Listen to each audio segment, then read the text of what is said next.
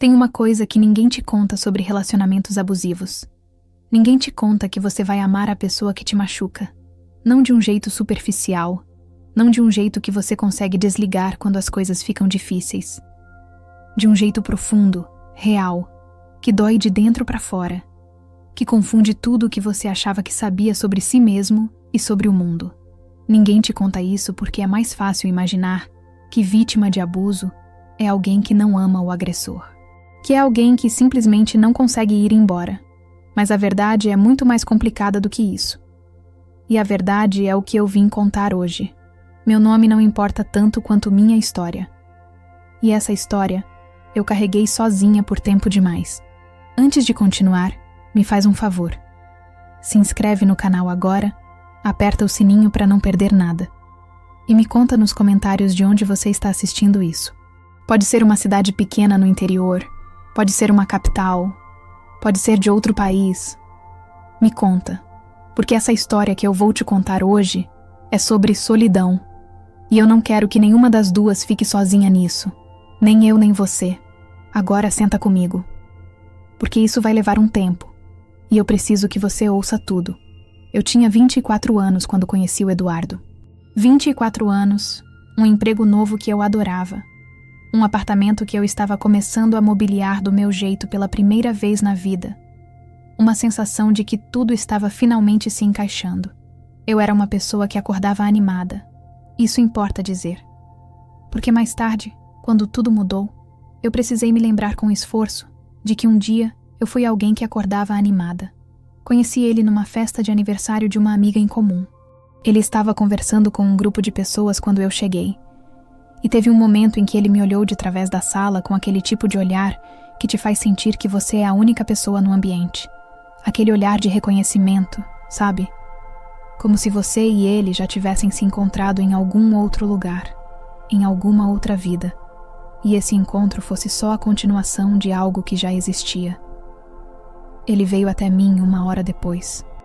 Trouxe uma bebida que eu não pedi, se apresentou com um sorriso que era ao mesmo tempo seguro e gentil, e disse que tinha ficado o tempo todo tentando criar coragem de vir falar comigo. Eu ria de coisas assim antes. Esse tipo de linha que parece ensaiada. Mas na boca dele pareceu honesto. Pareceu real. Ficamos conversando por 3 horas seguidas naquela festa. Quando eu percebi, todo mundo estava indo embora, e a gente ainda estava no mesmo canto. As bebidas esquecidas, completamente absortos num papo que pulava de assunto em assunto sem nunca perder o fio. Ele era engraçado, mas não do jeito óbvio. Era aquele humor de quem é inteligente, que observa o mundo de perto e encontra o absurdo nas coisas cotidianas. Ele me fez rir de um jeito que eu não ria há muito tempo. Antes de ir embora, ele pegou meu número.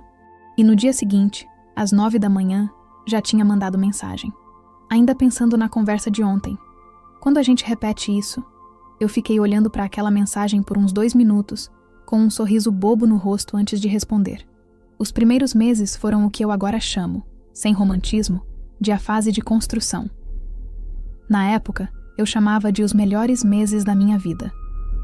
Ele era atencioso de um jeito que eu não estava acostumada. Mandava mensagem boa manhã todos os dias, sem exceção. Aparecia no meu trabalho com café e salgado quando sabia que minha semana estava corrida. Lembrava de coisas que eu mencionava de passagem. Aquela série que eu queria ver.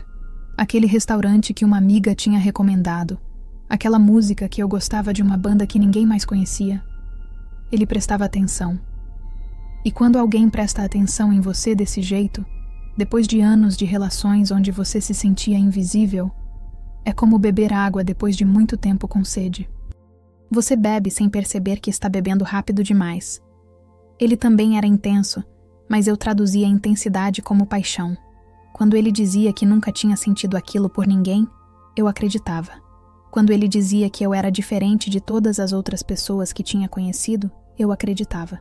Quando ele dizia, com apenas 2 meses de relacionamento, que me amava e que não conseguia imaginar a vida sem mim, eu sentia aquilo como um presente. Como uma prova de que aquilo era real de um jeito que outras coisas não tinham sido. 2 meses. Ele me disse que me amava com 2 meses. Eu entendo agora o que não entendia então. Amor que chega rápido demais raramente é amor. É necessidade. É posse disfarçada de sentimento. É alguém construindo um vínculo que vai ser difícil de desfazer antes que você perceba que está preso.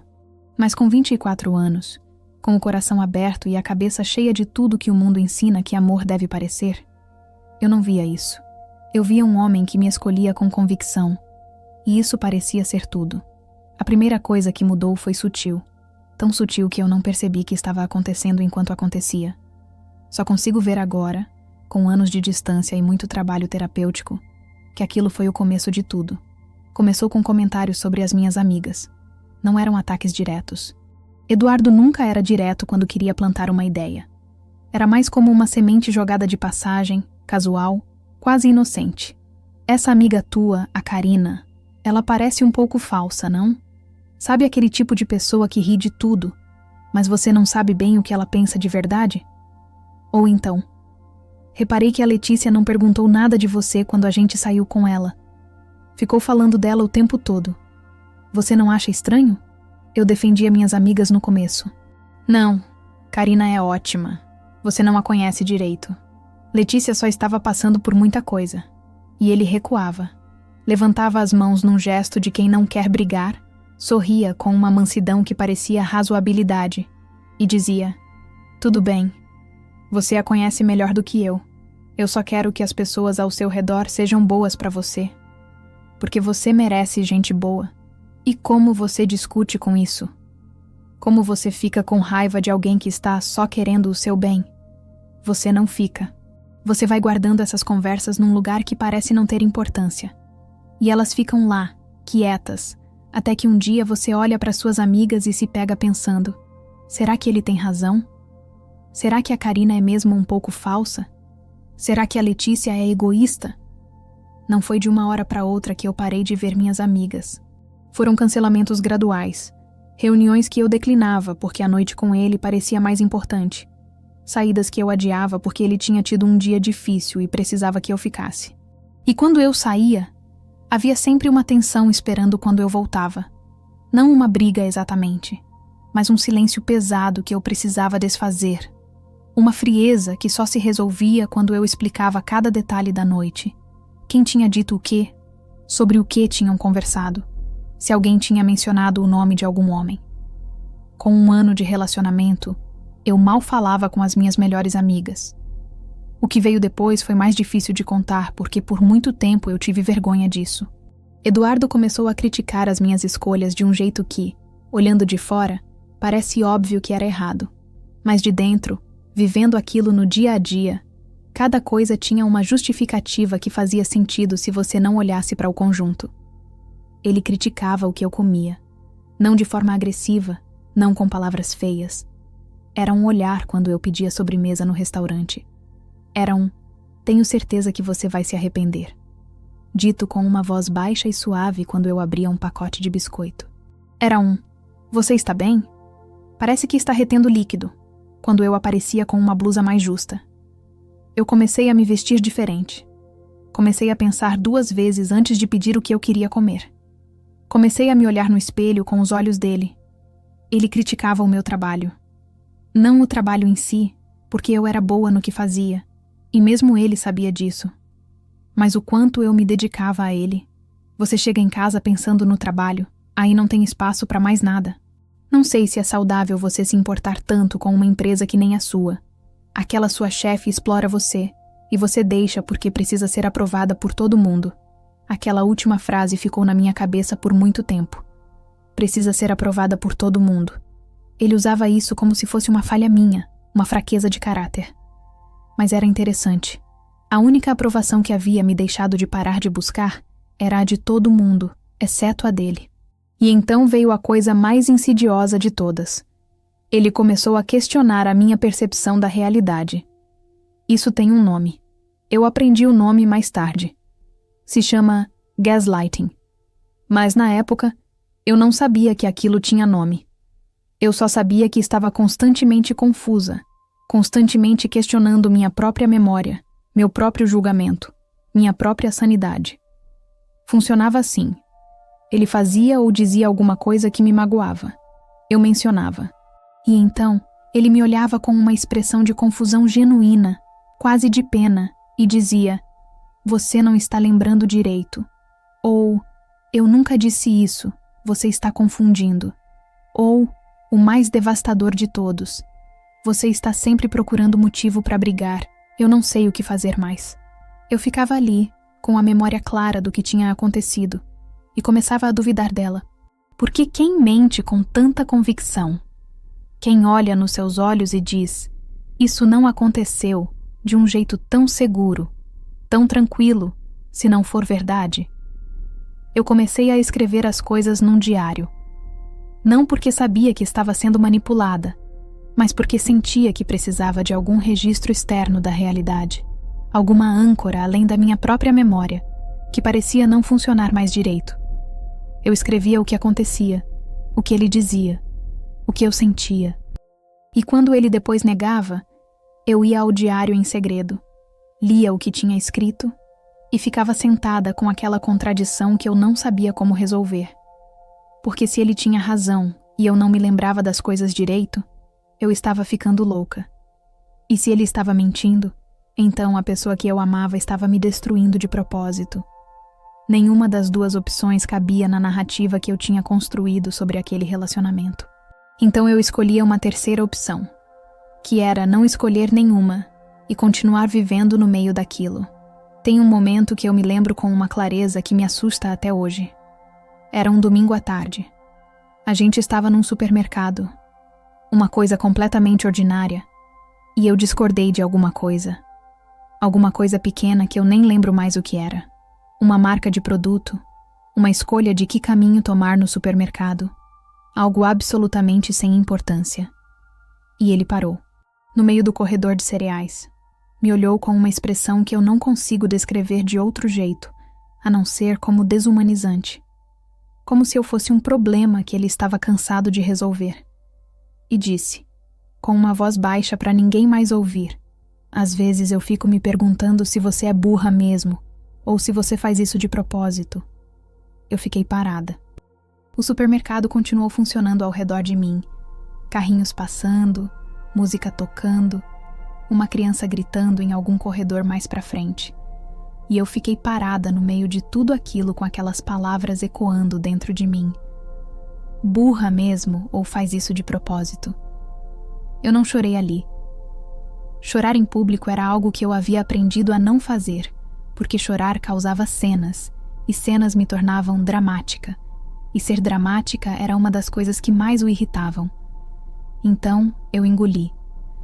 Peguei o produto que ele queria, coloquei no carrinho, e continuamos com as compras como se nada tivesse acontecido. Na noite daquele domingo, quando ele dormiu, eu fui pro banheiro, sentei no chão com as costas contra a banheira e chorei sem fazer barulho, e então olhei pro espelho. E não me reconheci. Não era dramaturgia. Era literal. A pessoa que eu via no espelho estava tão diferente da pessoa que eu lembrava de ter sido, que era como olhar para uma foto de outra pessoa. Os olhos eram os mesmos, o nariz era o mesmo, mas tinha algo apagado ali que antes estava aceso. Fiquei me perguntando quando aquela luz tinha saído. Eu fui embora primeiro na minha cabeça. Antes de conseguir ir embora de verdade, já tinha passado meses construindo saída na minha imaginação. Noites inteiras pensando em como seria. Planejando conversas que eu nunca conseguia ter. Ensaiando palavras que desapareciam quando ele estava na minha frente e eu via o quanto ele podia ser gentil quando queria, quando eu estava prestes a dizer que estava indo embora. Porque era essa a coisa mais cruel. Ele sabia. Não de um jeito consciente e calculado, ou pelo menos eu não sei dizer se era consciente ou não, mas havia um radar nele que detectava quando eu estava chegando num limite, e nesses momentos ele voltava a ser o homem da festa, o que prestava atenção, o que fazia perguntas, o que ria do jeito certo, o que me olhava como se eu fosse a coisa mais importante do quarto, e eu ficava. Cada vez que eu ficava, a saída ficava mais longe, porque você fica, e então você pensa, talvez eu tenha exagerado, talvez não seja tão ruim quanto eu estava pensando, talvez seja eu o problema, talvez eu seja mesmo dramática, talvez eu esteja pedindo coisas demais de uma relação que na verdade é boa. E o ciclo começa de novo. Eu aprendi depois que isso tem nome também: ciclo do abuso. Tensão, explosão, reconciliação, lua de mel, tensão de novo. Tão documentado, tão estudado e ao mesmo tempo tão invisível para quem está dentro dele. Porque de dentro, cada fase parece única, cada crise parece que pode ser a última, cada reconciliação parece que pode ser o começo de um jeito novo de ser. O que me fez ir embora de verdade não foi uma coisa grande. Eu achei que fosse. Achei que quando eu finalmente fosse, seria por causa de algum evento definitivo, alguma coisa que cruzasse uma linha clara e inegável. Mas não foi assim. Foi num dia comum. Uma terça-feira, eu acho. Eu estava sentada na mesa da cozinha lendo alguma coisa no celular, ele estava do outro lado com o computador. E ele disse meu nome de um jeito específico, com aquele tom que eu conhecia de cor. O tom que antecedia alguma crítica ou alguma briga, e eu senti meu corpo fazer uma coisa que eu nunca tinha percebido fazer antes. Eu me encolhi. Fisicamente. Meus ombros foram para frente. Minha cabeça desceu um pouco. Meu estômago apertou. Meu corpo entrou em modo de defesa antes mesmo de eu saber do que se tratava. Eu olhei para o que eu tinha acabado de fazer e pensei: o meu próprio corpo tem medo. Não eu. Meu corpo. Aquela coisa que deveria me proteger de perigo tinha aprendido que perigo estava nessa cozinha, nessa mesa, nessa voz me chamando pelo nome. Eu me levantei, peguei minha bolsa que estava na cadeira e disse que ia sair para tomar ar. Ele perguntou para onde, com aquele tom de quem tem direito de saber cada movimento. E eu disse, com uma calma que não sabia que tinha, que não sabia ainda, mas que ia sair.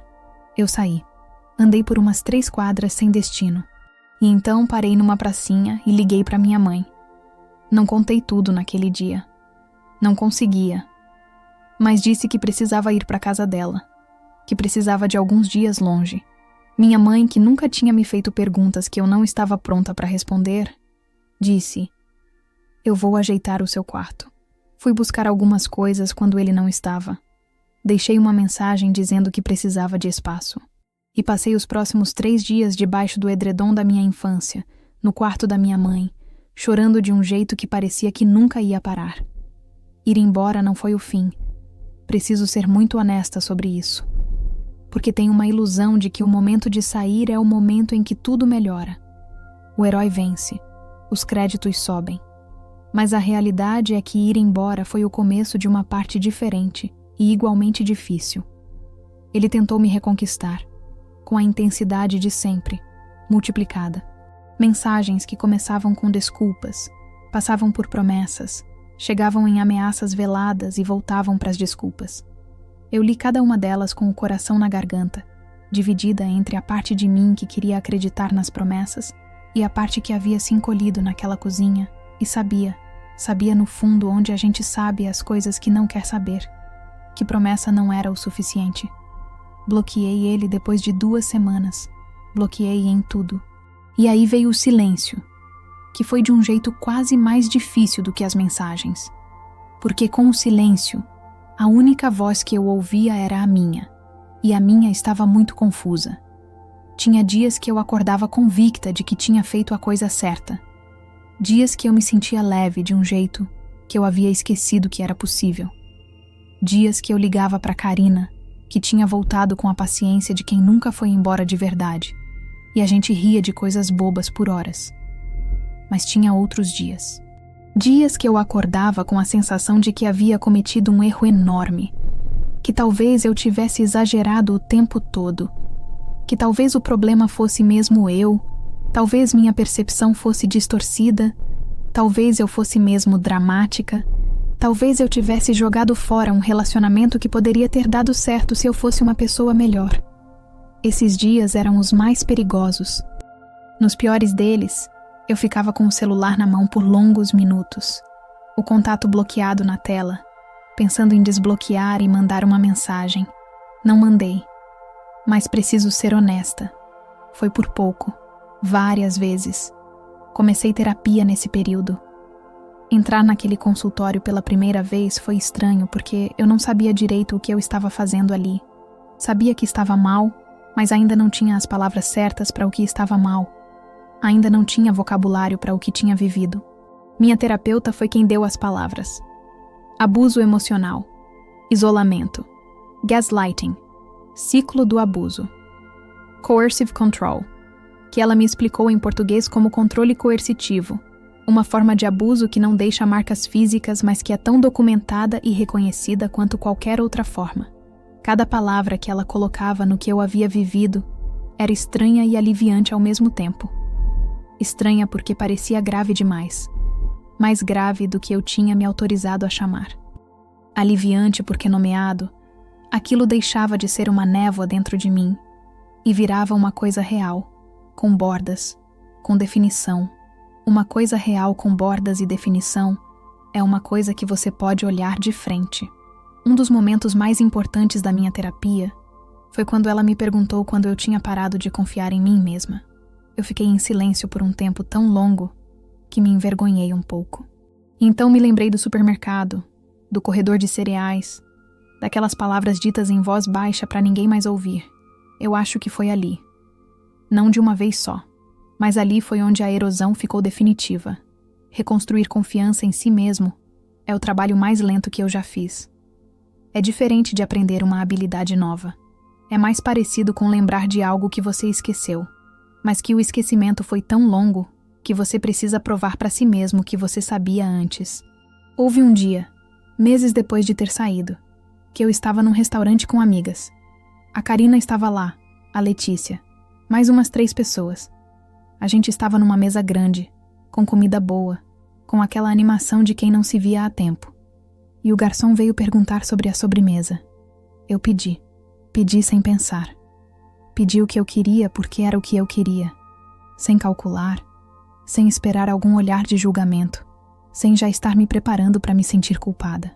E depois que o garçom foi embora, eu percebi o que tinha feito, e fiquei lá por um segundo com aquela percepção, e senti uma coisa que parecia engraçada de sentir por causa de uma sobremesa.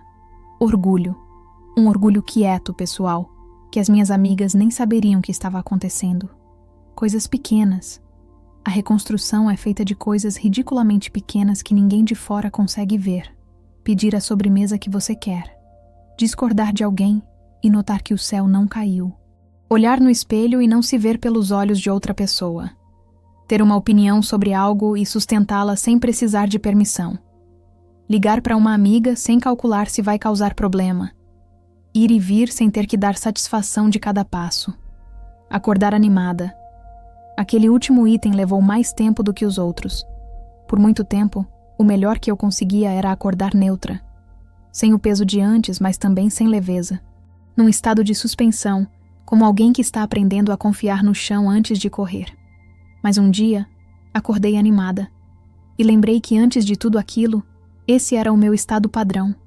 Eu quero falar sobre o amor agora. Sobre aquele amor específico. Porque é isso que o título diz. O amor que deveria ter me protegido. E é isso que as pessoas mais custam a entender de fora. Que havia amor de verdade nessa história.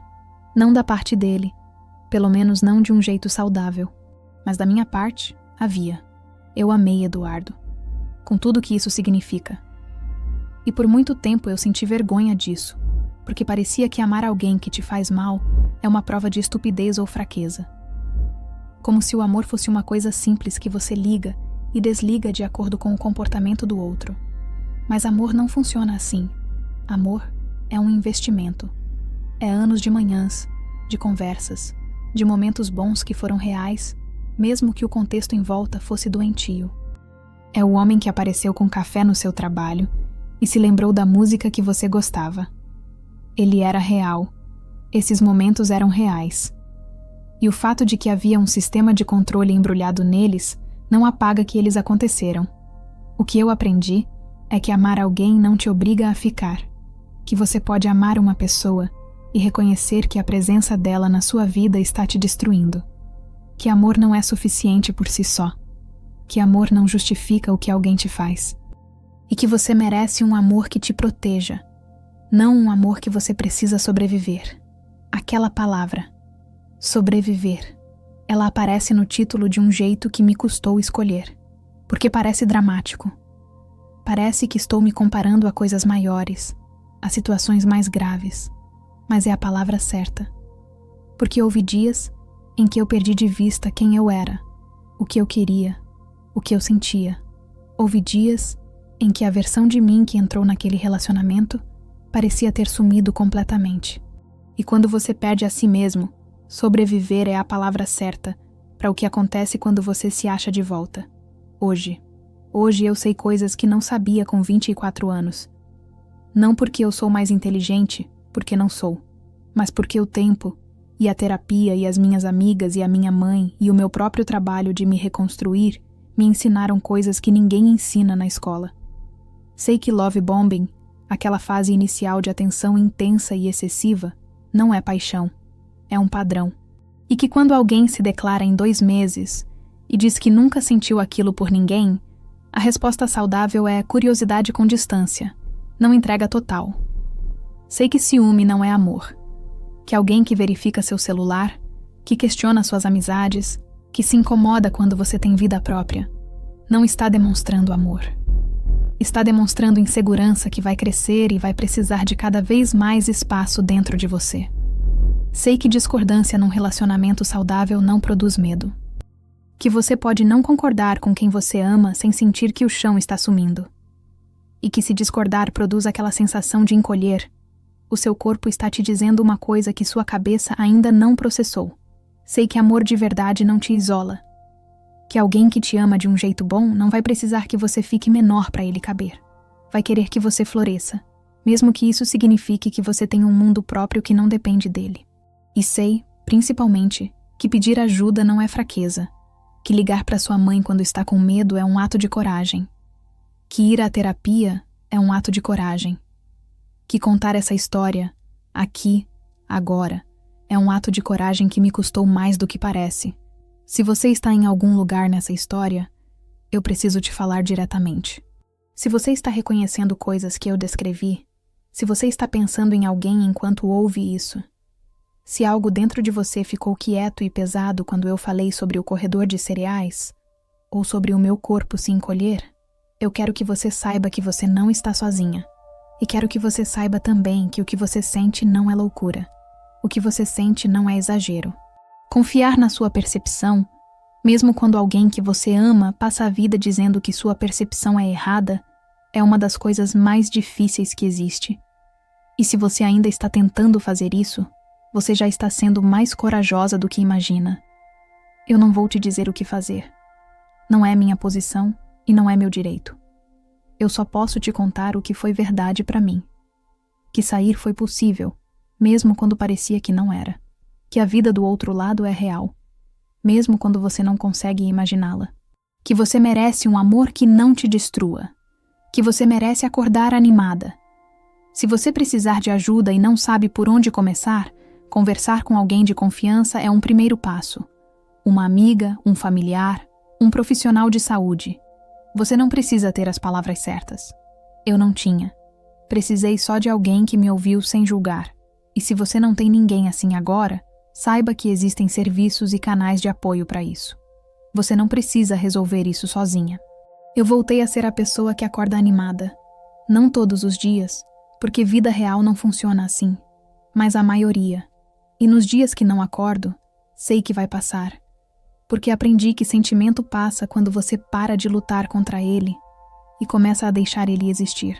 Tenho amigas que me conhecem de verdade. Tenho uma relação com a minha mãe que ficou mais honesta depois de tudo, porque eu aprendi que esconder para proteger ela também me protegia de ser ajudada. Tenho um trabalho que ainda adoro e me permito amar sem culpa.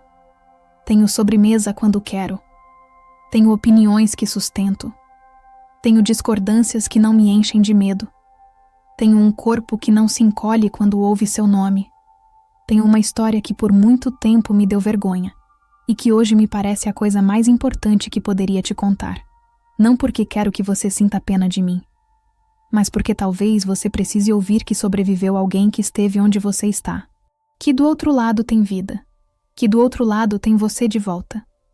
E você de volta é suficiente. É mais que suficiente. É tudo. Obrigada por ter ficado aqui comigo até o final. Eu sei que essa história é pesada. Eu sei que não foi fácil de ouvir. E, ao mesmo tempo, obrigada por ouvir. Obrigada por me dar o espaço de contar isso sem ir embora no meio. Comenta aqui embaixo. Pode ser qualquer coisa. De onde você está assistindo? O que ficou com você? Uma palavra. Uma emoji. Me conta o que passou pela sua cabeça enquanto você ouvia isso. Eu leio cada comentário. E se algo aqui tocou em algo que você está vivendo, você pode falar também. Este é um espaço seguro. Se esse vídeo valeu o seu tempo, curte. Esse gesto simples faz esse canal chegar em mais pessoas. E talvez tenha alguém lá fora que precisa ouvir exatamente essa história, que precisa de uma voz que diga que o que ela está sentindo é real e que existe saída. Se inscreve no canal e ativa o sininho, porque vou continuar trazendo histórias como essa, histórias reais, histórias que custam contar, histórias que importam.